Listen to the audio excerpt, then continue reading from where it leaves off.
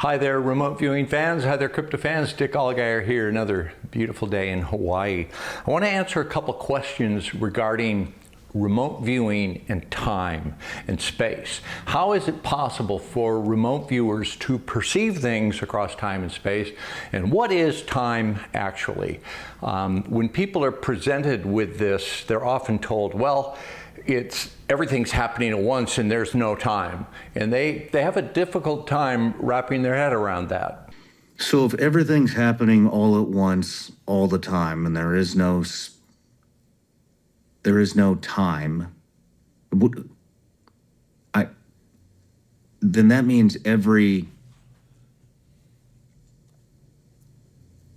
But how can that be? All right, I've got a couple of illustrations. I'm going to play a movie clip that's about 2 minutes in just a moment, but let me set that up. We have, and I'm going to draw this with boundaries, and it may not have boundaries, or the boundaries may not be in a dimension that we can perceive as human beings. So bear with me on that. You have your universe, and the universe is comprised of energy, primarily electromagnetic waveform energy.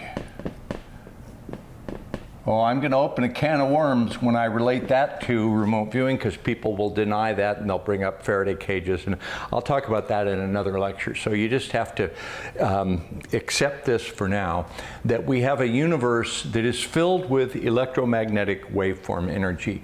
So there are places and events that exhibit electromagnetic waveform energy, each in its own place and time within this known universe. So they're giving off electromagnetic waveform energy signatures.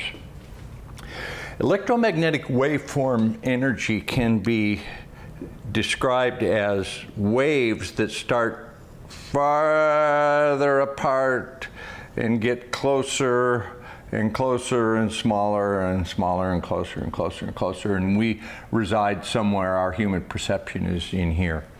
The question is, if this one can double in amplitude, can that double again? And if this can be divided in amplitude to a smaller and smaller, can it be divided? That used to actually be classified information about how far they could measure that. I'm not going to get into the physics of that right now. I'm just going to say that this is all electronic waveform energy, and things are happening in this universe. And a better explanation, a better illustration would be the opening of the movie Contact. And I'm going to play this clip. And what happens is the point of view of the movie starts on planet Earth, and you hear the electromagnetic waveform signature of the planet Earth. The current times, I guess this came out in like the 80s or 90s. You heard the television, radio broadcasts. These days it would be the Wi-Fi signals. But the electronic emanations of that time and place in the Earth. And then the camera pulls out, and as it pulls out, it goes back in time.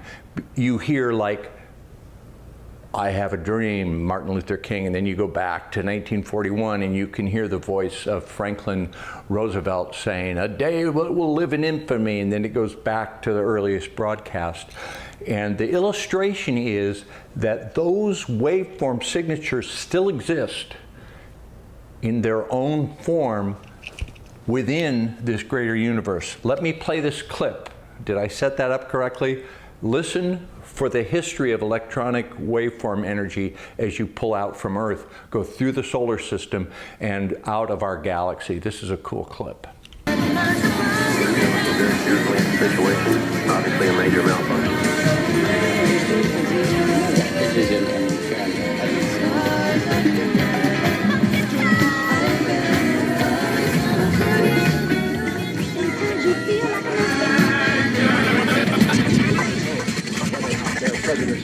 Well, I'm not a crook. Robert Kennedy was shot in that ballroom. Almighty, we are free at last. sniper has fired at President Kennedy.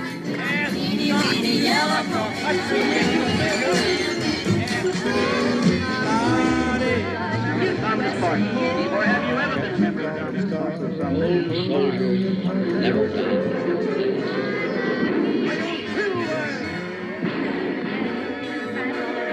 There's something never before experienced. 1941, a date which will live in...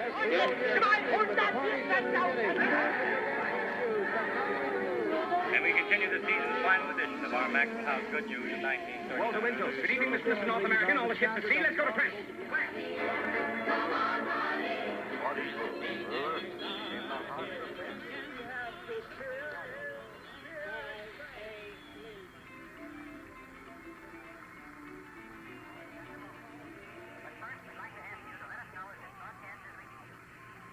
Did that make sense to you? The electromagnetic emanations of time still exist in their own place as you move throughout the universe. So that brings us to another important question. What is time then? What is it? That is a really good question. What is time? Time is consciousness observing. Time is consciousness observing. Now, the reason time gets so slippery is because the perception of time is dependent upon and framed by the environment of the consciousness that's doing the observing. For example, our consciousness exists here on Earth, and we are wrapped up in the observation of one day as the Earth turns, one revolution of Earth, or one revolution of the Earth around the sun is 1 year. If you lived on another planet somewhere in a different solar system in another part of the galaxy, you might live on a planet that was twice as big, that took 3 times as long to spin one time, and 4 times longer to revolve around its sun. So your concept of time would be utterly different. If you're a fruit fly, and there's a reason that fruit flies are used for genetic experimentation, because a fruit fly doesn't live very long. They live about a month, maybe 40, 50 days. So you can do genetic experimentation on this blip of a lifetime of a fruit fly. But for the fruit fly, it's an entire lifespan. Okay, if you've ever been in an accident, and I would address this to Sean Ryan because I know, I would guarantee you, Sean Ryan was in combat situations where time slowed, where time seemed to all but stop. It happened to me once when I was in an accident. My friend was driving a car and he swerved wrong and a car was coming at us, and we swerved and we went over the median and we were into oncoming traffic and it just missed another car. And it happened frame by frame, very slow. How does that happen? That happens because in that moment, if you're in combat or you're in an accident, that event gets 100% of your attention. So your attention is so focused that you can actually slow down time. I have another friend that was in a special operations capacity, and he said in combat situations, he could actually see the bullet come out of the barrel of a gun, not a tracer, a normal round, and time was so dilated that he could see that. Okay, so how does this relate to remote viewing? Consciousness, and I'm going to draw a boundary around this, which it may not have. Consciousness is a dimension. And within, okay, there is a greater consciousness. You could call it God, you could call it whatever you want, but this is the greater consciousness. Within it are other fields of consciousness. Now, you're a human being, so what happens is, and I don't know how this happens, this would be a good remote viewing target, but way too esoteric. We're placed in this physical body. And you got a little finger there. So you are part of this greater field of consciousness where all these things are happening. You are a droplet of this greater consciousness field, and that little part of this consciousness field gets put into this filter. I call it a filter called a brain, so that the things that you observe, you have two stereoscopic lenses here. You have something happening right here.